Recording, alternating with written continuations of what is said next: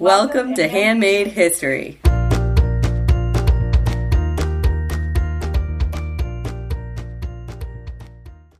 Hello and welcome to the show.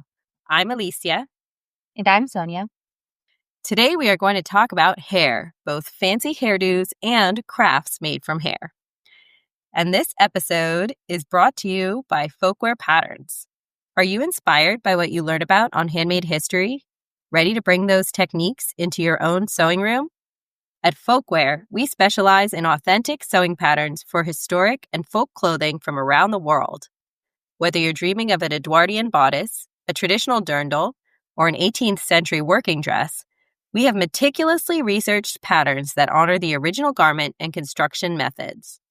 Plus, nearly every pattern includes options for traditional embellishments, from delicate embroidery to lace insertion, so you can create pieces that truly capture the spirit of their time and place. Visit folkwear.com, that's FOLKWEAR.com, and use code HANDMADE20 for 20% off your purchase. This code is good through the end of 2025.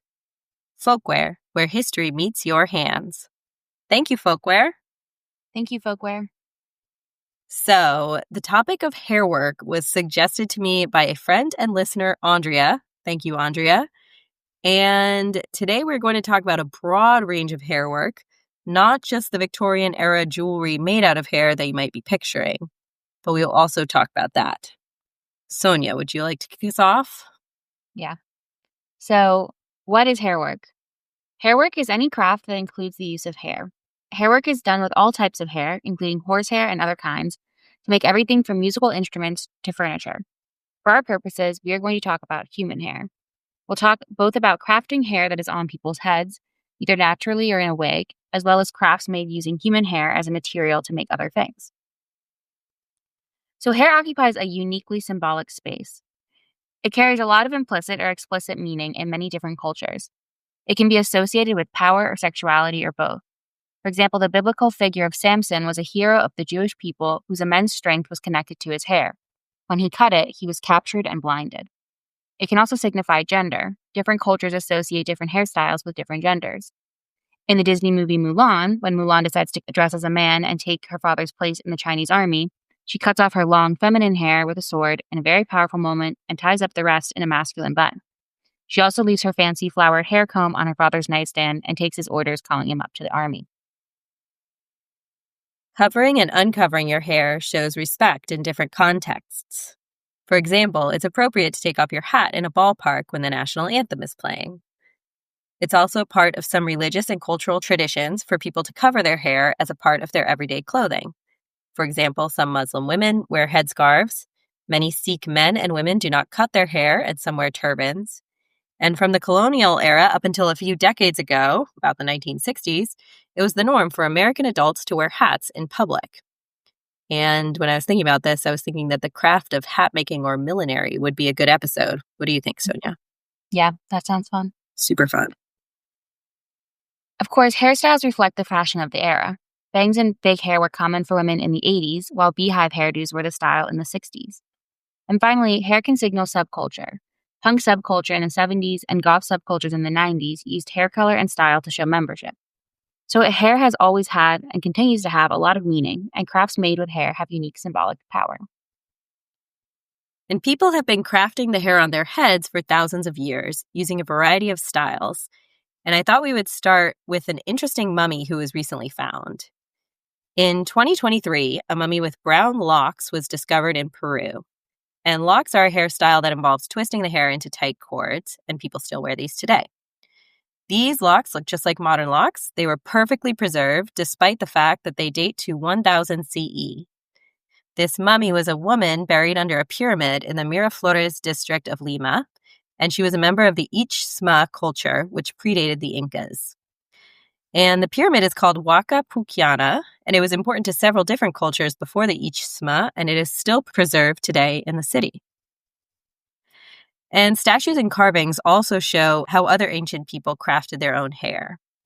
Alexandra Spate wrote about some of these people in a book called The Lock of Hair, which was published in 1871. And this book and many other resources were shared with me by Diane Irby, a hairwork artist and researcher. So thank you to her. Spate mentions the men of Assyria, a kingdom of Mesopotamia that dominated the Middle East from the 1300s BCE. She writes, quote, "As to their beards, let anyone look at the Nineveh marbles in the British Museum, and she will easily get some notion of the splendor of those exquisitely plaited and curled appendages." And Nineveh is one of the great archaeological sites of the Assyrians. So I went on the British Museum website, and you can actually see these marbles online. And I was more impressed by their headdresses, which looked like fronds or peacock feathers. But other statues of Assyrian men show that their beards were impressively curled and coiled, and they did this using oil and tongs. Spate also describes the ancient Egyptians and how they wore not only wigs, but also artificial beards. And she was correct. Pharaohs typically wore these false beards, which were made of metal. Hatshepsut, a female pharaoh who ruled from 1479 to 1458 BCE, also wore one. We should add that in Egypt, another mummy with her hair preserved was found. The braided lady was buried sometime between 1550 BCE and 1069 BCE, and her braids are beautifully preserved, which is really amazing. She is thought to be of high status, but perhaps not quite royal, and her clothing and makeup make her seem in between. And you can see her at the Museum of World Treasures in Wichita, Kansas. Finally, Spate talks about the Greeks, writing, quote, "Perhaps no style of hairdressing for the elegance and simplicity equaled that of the Greeks." And interestingly, there is a modern researcher and hairdresser named Janet Stevens who has researched ancient hairstyles, including those of the Greeks. And she does experimental archaeology, meaning that she recreates the hairstyles using the same tools that ancient people might have used. She has a YouTube channel where you can watch her do this. And I watched one where she makes an Aphrodite knot, which is depicted on statues and in paintings of the goddess Aphrodite and of other Greek women. Stevens showed how you can take long curly hair and tie it into a knot to look just like these statues. And she said that it worked best with curly hair and that you could prepare your hair to do this with salt water, which is kind of a little joke because Aphrodite is said to have emerged from the ocean in a shell. Stevens has also authored academic papers on ancient hairdressing. In one paper, she hypothesized that ancient Romans used a needle and thread to construct their complicated hairstyles. She figured out that previous translators of Roman texts had mistranslated the word acus, which can mean many different things, as hairpin, when really it should have been needle, as in needle and thread. She showed how it is possible to sew these hairstyles into your own hair and that you wouldn't, as was previously believed, need to wear a wig. Yes, I highly recommend her videos. They'll make you want to try an ancient hairstyle. So now we'll fast forward a few hundred years to reach some fantastic and enormous hairstyles. We are going to talk about the styles crafted in Europe during the reign of Louis XIV and Marie Antoinette. And we will be talking about Bridgerton. And a lot of the following comes from a great article by Muriel Schlupp. So Louis XIII was the king of France in the early 1600s. He went prematurely bald and began wearing a wig in 1624. This caught on, and it became acceptable for men to wear wigs in France. His son Louis XIV, the Sun King, wore wigs as well. He liked to wear his own hair long and curly, and at first he added in extra hair to supplement it, and then he began to wear large wigs. And the fashion soon spread all over Europe. Wig making became a profession. An engraving from 1762 shows people at the barber shop/wig shop. Men, women, and children work in the shop. The wigs are often long, with curls and complicated designs. They are also powdered to make them lighter or different colors. And this powder is often made from flour mixed with chalk. The hair for wigs came from horsehair or more commonly human hair. People could sell their hair to be used in wigs. And soon French women began to wear elaborate hairstyles made from a mix of their own hair along with other additional hair pieces and accessories. Hairstylists would pad the hair with wool. They would use paste made from pig fat, and they also powdered their hair and added ribbons, combs, and feathers. Marie Antoinette, the successor to Louis XIV, was famous for her enormous hairstyles. In one, she wore a full-blown ship, a reconstruction of a French warship, the Belle Poule.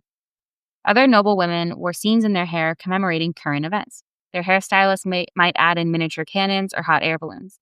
There's a very fun game on the website of the Victorian and Albert Museum, which allows you to make your own enormous hairstyle. You can add accessories, including a ship, and you also get to powder the wig using bellows. Alexander Spate also wrote about this period of time, saying, quote, I very much admire those female architects who raise such wonderful structures out of ribbons, lace, and wire, and wonder that they have not yet been rewarded for their respective inventions. So now we will take a brief modern detour because these historic hairstyles seem to have inspired the creators of Bridgerton, who crafted amazing hairdos for the character of Queen Charlotte. So for those who don't know or haven't seen it, Bridgerton is a Netflix series based on a book series of the same name by Julia Quinn. It takes place in England during the Regency era, which was the early 1800s. And it's an alternate history that imagines that the Queen of England was a Black woman who married the White King. It's really well known for its amazing costumery and the incredible hairstyles of Queen Charlotte, who is played by Golda Rosheuvel. And Queen Charlotte even got her own spin-off called Queen Charlotte, a Bridgerton story, which tells the story of how Charlotte became queen, which I haven't watched this one yet. The wigs in this series remind me a lot of Marie Antoinette's hairstyles. They are elaborate and very large, and Rocheuvel even wears a neck brace to help her support some of them. Her wigs change color to match or complement her clothing. They include bows, jewels, and other accessories. In one, her hair is braided into a basket that holds flowers, and sometimes there are full-blown scenes inside her wigs. Pretty cool. The wigs are a collaboration between Rocheuvel, Chris Van Dusen, the show creator, and makeup artists and hair designers, including Nick Collins, Adam James Phillips, and Mark Pilcher. And a goal from the start was for Queen Charlotte to wear a different wig in every scene that she appears in. Rocheuvel says that the wigs are, quote, part of the storytelling. Mark Pilcher said, quote, she's got nothing else to do. She's waiting for her husband to die, and she's quite bored. Unfortunately, Pilcher died from COVID in 2021. The wigs often incorporate hairstyles worn by Black women and men. One has very thick locks with shiny metal wraps, and in another she has a very large afro with a beautiful jeweled bow in it and curls down her neck. And to make the wigs, the hair and makeup artists often use techniques from the 1700s, such as wrapping hair around wooden dowels of different sizes, baking the hair in the oven, and putting wire cages inside the wigs. India Amartefio plays young Queen Charlotte in the spin-off series, and she says, quote, my favorite part about the hair and makeup is the fact that my own hair texture is represented in a period style, which is really not common. She also says, quote, I can still have my curls and the coils, and it's as elegant and as bold, probably more so, having something that looks different. And finally, it's a real privilege to be able to wear this. There are many other interesting hairstyles all around the world, but we are going to stop there and switch gears. Now we'll talk about crafts made from human hair, including jewelry, decorations, and other objects. We're going to focus on hairwork in the U.S., but this craft is done all over the world. In the Four Corners region of the Southwest, an area at the intersection of New Mexico, Colorado, Arizona, and Utah, hair rope or cord was discovered at several archaeological sites. This area is special because the dry climate preserves a lot of materials. The earliest site we're going to talk about dates to the basket maker period, which lasted for the first 750 years of the Common Era. These people are called basket makers because their archaeological sites contains no pottery, but they did contain baskets, as well as nets and sandals. The basket maker people used hair to make rope. It's possible that the women wore their hair short and contributed their hair to make the rope, as men were often found buried with elaborate hairstyles. A few hundred years later, the Chaco people in the same region used hair to make cord. The Chaco people lived here from 1000 to 1150 CE. They lived in cliff dwellings, which were also very dry and helped preserve many of their artifacts from daily life. The Chaco used hair cord and cord made from plant fibers to hang canteens and seed jars, to weave blankets, to make sandal ties, and to make tools. The fact that hair cord was found in two different eras by two different cultures in the same geographic area could indicate that using hair in this way was actually more widespread. It just didn't survive because hair easily biodegrades in most climates. Yes. So, moving forward a few hundred years, European immigrants brought hairwork to the U.S. in the 1700s. And a lot of the following comes from resources and articles shared with me by Diane Irby, the hairwork artist and researcher we mentioned earlier. and especially the book Love Entwined, The Curious History of Hairwork in America by Helen Shoemaker.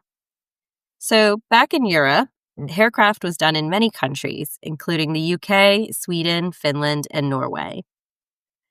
And haircraft may have evolved from the decline in wigs. Those skilled wig makers needed something to do when the wigs went out of fashion.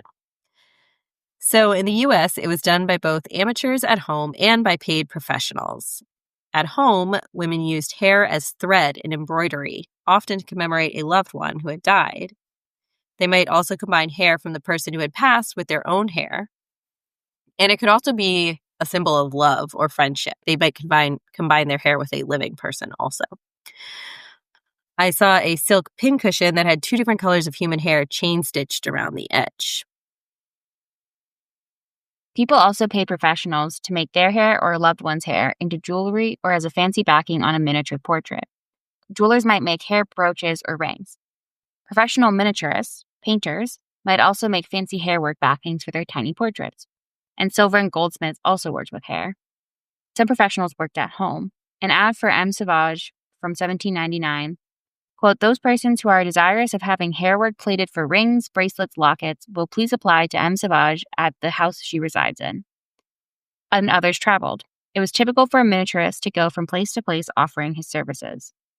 So one ad from the late 1700s offered a miniature portrait in a frame with a decorative hair backing for $25.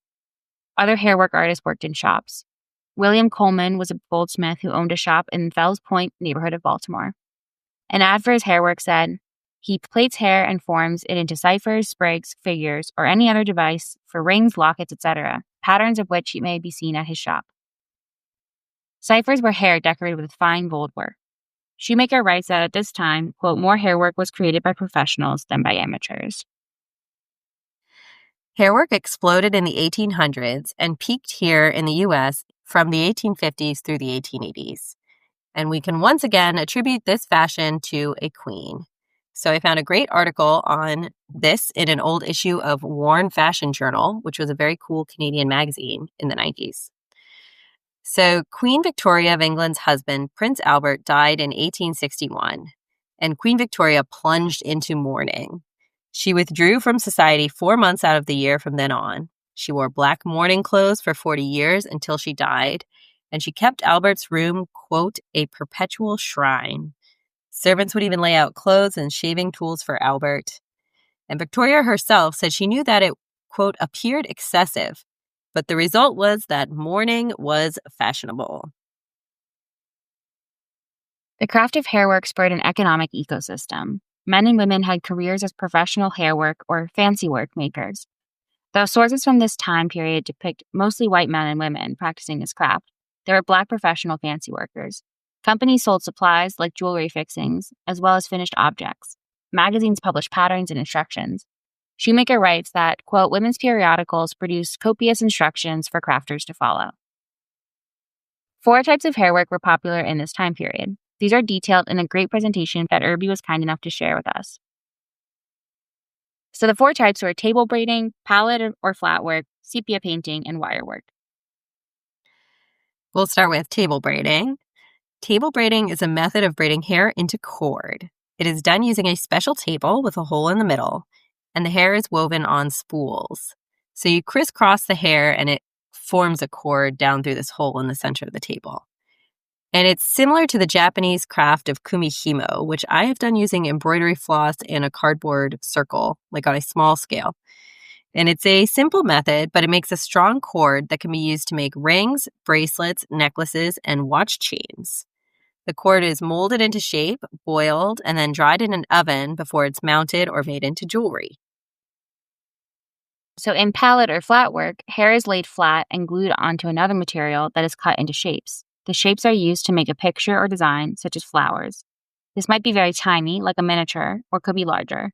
The picture can be placed under glass or made into jewelry, and heated metal rods were used to make special plume shapes. For sepia painting, people dissolved a small amount of hair into paint medium or water to make brown pigment. Then they would paint ivory, glass, or vellum, often with a miniature landscape or scene related to mourning. And in this craft, you can't actually tell that hair has been used. And finally, we'll talk about wire work, which was also called gimp work, and it was done mostly by amateurs. So you'd attach hair to a wire to make different shapes, and you could use different size rods to make loops. So you would use the wire-wrapped hair and loops to make flowers, petals, leaves, and so on, which you can then assemble into bouquets and wreaths. And this is often displayed under glass in deep frames or under domes. There are only 2 written sources for this type of hair work, and they are both chapters in books that are only a few pages long. One is Art Recreation, written by L.B. Urbino in 1871. The other is in Ladies' Fancy Work, written by Mrs. C.S. Jones and Henry T. Williams in 1876. Ladies' Fancy Work. Ladies' fancy work. Hairwork fell out of fashion in the early 1900s. It began to be seen as excessively sentimental and old-fashioned. It was a trend, and the trend peaked and then it passed. But people still do it today. And there was even an article in Allure magazine in June of 2024 titled, "Victorian Hairwork Jewelry is Poised for a Comeback." And you can order very pretty custom pieces from modern artists, including Diane Irby, who we mentioned, who runs a website and shop called Victorian Hairwork, from Courtney Lane, who runs a business called Never Forgotten, and from Zen Hansen, whose shop is called Hair Anthropology. Victorian hairwork is often seen as creepy or macabre, so I thought we'd finish with a very sweet example of hairwork. And Diane Irby wrote a great article on a pair of silhouettes decorated with hair. These silhouettes were made to commemorate Sylvia Drake and Charity Bryant, 2 women who lived in Vermont in the early 1800s. Sylvia was a seamstress and Charity was a tailor. And they met in 1807 and fell in love, and soon after they performed their own private wedding ceremony on July 3rd, 1807. They lived together for more than 44 years until Charity died, and they even share a gravestone. When Sylvia passed away, her family erected a single stone for both of them. The silhouettes that Irby writes about were cut from paper sometime between 1807 and 1820, and they are pasted to a larger piece of paper facing one another. Strands of both women's hair were braided together and twined around the 2 of them. The braid was made into the shape of a heart between them. It's also stitched to the paper below in decorative loops, and it's a lovely piece of art. So that is a brief tour of various kinds of hairwork. What did you think, Sonia? That was very interesting. There was a lot of areas. I kind of knew about just the fancy wigs in like the 18th century France. It was interesting to hear about all the like cord and more like functional things made out of hair too. So yeah, and I think there's probably a lot more of that we just don't know about because hair is so biodegradable. It's such a handy material in that way. My favorite part was looking at all of the Bridgerton wigs. They're pretty amazing. I now want to go on the Victorian Albert website. Oh, yes, you should definitely do that. Yeah. Make your own Marie Antoinette hairstyle. It's so amazing. Yes. Yeah. The Victorians popped up again. Yes. Which they're always doing. Which I didn't know anything about, like how widespread that crafting was either in Victoria. Very popular. Cool. Well, thank you so much for listening. If you have a question or comment or suggestion for a topic, you can email us at handmadehistoryhosts, hosts@gmail.com, or you can visit our website at handmadehistorypodcast.com for more info. And a huge thank you to our sponsor, Folkwear Patterns. Visit folkwear.com and use code handmade20 for 20% off your purchase through the end of 2025. Folkwear, where history meets your hands. Bye. Bye.